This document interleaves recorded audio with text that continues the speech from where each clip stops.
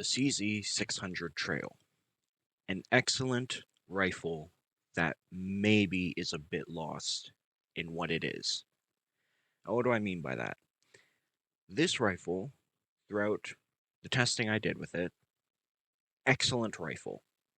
Genuinely, almost no complaints. And the complaints I have are very minimal. The problem with it is it just feels like it's a bit lost. And that also depends on where you are. If you're in Canada, I think this rifle makes more sense than if you're in the US. If you're in Europe, it also probably makes more sense, but it depends. And even in Canada, there's exceptions. So, talk about the rifle first, the positives of the rifle first. The first one is the bolt, and the bolt should be the biggest, most important thing on any rifle that you buy, any bolt action rifle that you buy. This bolt was extremely smooth to use. No problems going in or out. It was very smooth. The bolt itself, very easy to take out, very easy to hold. The bolt handle is a great size. In fact, and I'll play the footage here, the bolt really lends itself to using a pseudo version of the Mad Minute. You know, the footage that you're seeing here is just me kind of learning how to do it because I hadn't done it before, but it very much works. The bolt and the trigger are in that perfect spot where it's totally possible to do. Now, the bolt has a hammer indicator to indicate whether the rifle is cocked, which could be useful. I don't think you're going to use it too much, but it's useful at least. The bolt will not go back without the selector being on fire. And speaking of selector, it is excellent. It is it is, of all the rifles that I've tested with AR style selectors, it's the best one. It's very crisp and it's very light but firm. It's just so well, it feels like it's precision machined, even though, it's sitting in a polymer chassis essentially. But it's just really, really well done. And on top of that, the way that it's shaped. Now, you will see in a lot of the footage, with bolt action rifles, I don't find it is best to go from closing the bolt to full pistol grip thumb around. I don't think that's necessarily super efficient, and I actually don't find it as comfortable as this, with the thumb over top of the pistol grip. Now, because of the design of this selector, it is a perfect position for this. Thumb can rest on the safety selector, trigger finger on the trigger. Excellent little setup there, and because the rifle is ambidextrous, if you're left-handed, you can do the same thing. Now, speaking of ambidextrous features, the magazine release. The magazines are Stanag AR-15 magazines, which means in Canada, you are limited to maximum 10 rounds, the 10-round LAR pistol magazines or the 5-round rifle magazines. That is a step below something like the Bison, which has 20-round proprietary magazines, but I think in general, this is okay. Most Canadians are used to shooting 5 or 10 rounds. It could be higher, but will the Czech Republic really or any company in the Czech Republic make a proprietary magazine just so Canadians can use it? No. We shouldn't really expect that. But the magazine release is, much like the safety selector, very nice. It is very crisp, very tactile. It is, you often hear tech reviewers talk about the tactile buttons on the side of your phone or on the keyboard, and this is like the best tactile buttons on the side of a phone. It is really, really nice to use. And finally, of the major concerns that a lot of people have is the stock. Now, it will just pop out if you let gravity do its thing, but it does have a bit of wiggle, and you can see here, it's more of an up and down wiggle than a front back wiggle. However, when it's in your shoulder, it's typically secured. Like, I never noticed a wiggle while I was using it, not once. The cheek piece is the interesting bit. I actually really like this cheek piece. It allows you to get a good cheek weld and have your headphones clear here, so you don't have to worry about your headphones making contact with anything, which is not something that can be said about a lot of buffer tube guns. A lot of the time, when you're using guns that have a buffer tube, your headphone will make contact with the right side of your headphones, and it can be kind of annoying. It can kind of fuck up your sight picture. That's not a thing at all here. You can get perfect sight picture every single time. The only thing that's silly about this is it comes with the cheek piece for using it right-handed, and it very clearly has the hole to make it left-handed, but it doesn't come with the left-handed cheek piece, and you can't swap this over. So I know there aren't too many left-handed shooters out there, but that is something to note, that you're either going to have to try and find one or maybe make one yourself by 3D printing something. It shouldn't be that way, but I guess there aren't enough left-handed people in Czechia. Next thing to talk about is the rail. It is annoying, but also really good. The space between the rail and the barrel is very thin, and the only place you can really put any standard M-LOK stuff is at the very front here. Anywhere else, and this is just, it's not going to work. You can't put anything back here unless you cut the M-LOK screws or you have specific low profile M-LOK accessories, which is why I have this grip here on this one M-LOK slot. And this looks silly. It does. But I swear to God, it works really well. It's actually very comfortable to use. And the rail itself is really comfortable. I believe it's an aluminum rail. It's really comfortable to hold, really comfortable to use. And the size is part of it. It's a double-edged sword. I have medium to largish size hands, and I can very comfortably wrap my hand around, and the Picatinny on top is not uncomfortable, which is not something I can say about every handguard. It is very nice. I just wish there was a way that, at least on the bottom, there could have been more space for M-LOK accessories. But, like I said, double-edged sword. And finally, the barrel, specifically the threads.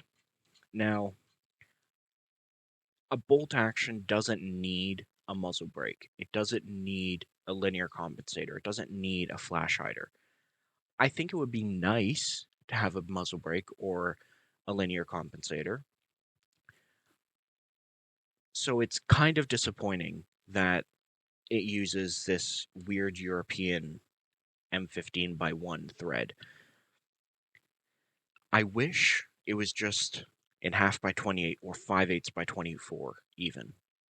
But sadly, it's not. I'm sure this could be rethreaded to half by 28, but that's on top of the price. Like, that's not something you really want to be doing. Now, in Canada, that doesn't matter too much because, like I said, you don't need it. It would be a nice to have, but you don't need it. But in the US, where you can get suppressors, that is where I think this gun has its biggest downfall.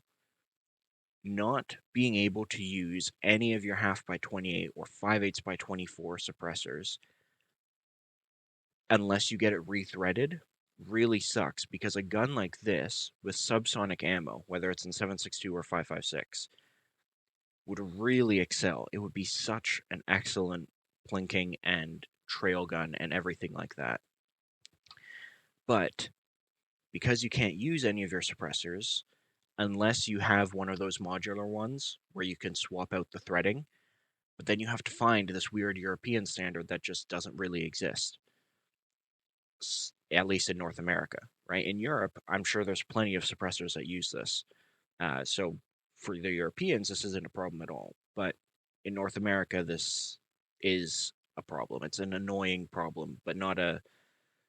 If you're in the US, it might be what makes you reconsider purchasing one or not. And one other note to make, the ejection was totally fine in all of these, but there were some brass marks. If you care about that, I know some people really, really care about not having any brass marks on the receiver for some reason. It's part of the gun. Learn to use it. But anyway, here's about the shooting experience. Now, I found the CZ Trail to be very, very pleasant to shoot. The trigger was excellent. Now, I had it on the lowest setting, which I believe was 2 or 2.5 pounds. Excellent trigger. I had no problems with any hang up. It's a 2-stage trigger, so some people might not like that. I thought it was excellent, both with a red dot and with an LPVO. Now, I don't have any LPVO footage. The range was way too busy, and I wasn't going to film people without them feeling comfortable. So I'm sorry there's no bench rest footage, but I did take it out to 100 yards, and on paper on 100 yards, and then steel at 200. Now, I got roughly 2 MOA with standard bulk 55 grain ammo, which I believe was completely to be expected with this rifle. I did use 69 grain hunting rounds, and that I got about 1.5 MOA. So if you were using really good match ammo, I bet you could get 1 MOA. But it would be a bit tight. Needless to say, I think that accuracy is perfectly acceptable for what the rifle is. This is not a precision rifle. This is a rifle that you're going to be using on the trail, as the name implies. Now, in Canada, there are a lot of regulations around carrying a rifle with you while backpacking or out on trail. Obviously, public trails is an absolute no in Canada. Now, there are certain national parks that you can and can't. There's also regulations around local regions, whether you can shoot a gun or not at all. If you have a region where you want a firearm and you're allowed to take a firearm with you, I say go for it. I think this is an excellent rifle to keep. It's nice and compact. Keep it on a sling behind you. I think it's excellent for that. Aside from that, it's kind of weird. It's basically just a range gun after that, because this isn't a gun that you're going to go hunting with. The accuracy isn't quite hunting rifle accuracy. It's usable, but it's not, I would think 1 MOA is what you're looking for if you're going to be hunting. And it's also not really any kind of competition rifle, right? It's a bolt action. And for now, our semi-autos are legal. So you're not really going to be using this in any competitions in Canada. But maybe you are. Maybe you have a bolt action division, which this would be excellent for if you had something like that. So really, excuse me, this is basically just a range gun. It's a fun gun to take to the range, to shoot some 223, hit some steel at 200. That is what this gun really excels at. And I think for that, it's really well made. It's I really, really like the gun, but it's just that bit lost. What is it trying to do? I think if you're in the US, all the same things apply to what I said about Canada. The only difference is if you can get a suppressor, then you have something a little more interesting. Then you have a subsonic suppressed bolt gun that can take modern accessories. All right, then maybe it's something that's a little better for backpacking or for the outdoors. Or if you're just hearing sensitive, that is a consideration for many. That is something that you might want to do. So, in conclusion, it is an excellent gun. I have no qualms about its manufacturing, about its reliability, about anything on the rifle that would deter me from purchasing one to keep. It is really an excellent gun that just is a bit lost. And with them not making any other calibers other than 7.62 or 223 anymore, you question what's the point. And especially for the price tag, which in Canada I paid $14.50. You can find them for $1,400 to $1,500. At that price point, it's it's hard sell. It's a hard sell because it's probably the best bolt action 223 that you can buy. It's better than the Bison. It's better than the Ruger American Ranch, but Ruger American is way cheaper, and you can upgrade the Ruger American, get different chassis and everything, and then maybe you're actually kind of close. But at that point, the prices are the same. So if you're in the market for a rifle like this, the price tag is a bit high, but you're getting the quality for the price tag. That is it for this review. Thank you for watching. Lockhart Raven videos coming next week, and hopefully the week after that. HKUSP video coming in September, and a whole bunch of shorts on the way as well. Make sure to like, comment, subscribe. Thank you very much for watching, and have a good day.